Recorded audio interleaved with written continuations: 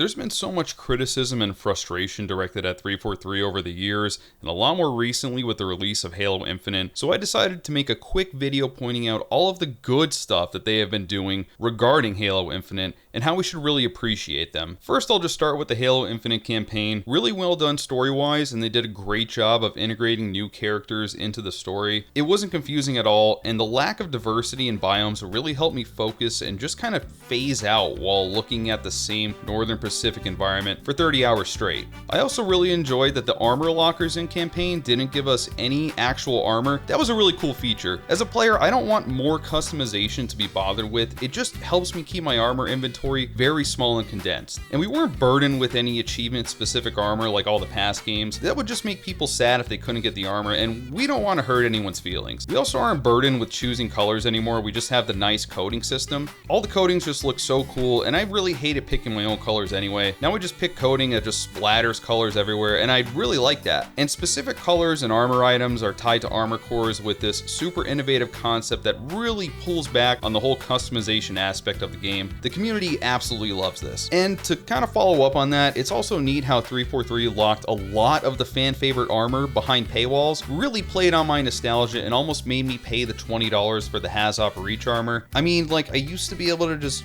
buy that with credits I earned through my performance, but it's nice that they removed it so I don't get rewarded for my progress and I just have to pay money. Speaking of removing things, it was awesome of 343 to just slowly chip away at the player lobby, and now in Infinite we just don't have one. Super cool. Honestly, no one really liked pre-game or post-game lobbies anyway, and I don't think one single person has voiced one single complaint about not being able to view other people's armor, or service record, or file share. That just wasn't an integral part of the Halo social community experience, so good riddance to that. 343 also took the time to make the most awesome UI in the world. They really did a good job of giving us the classic horizontal menu. I'm glad that they took a step away from the Reach UI because literally no one liked that.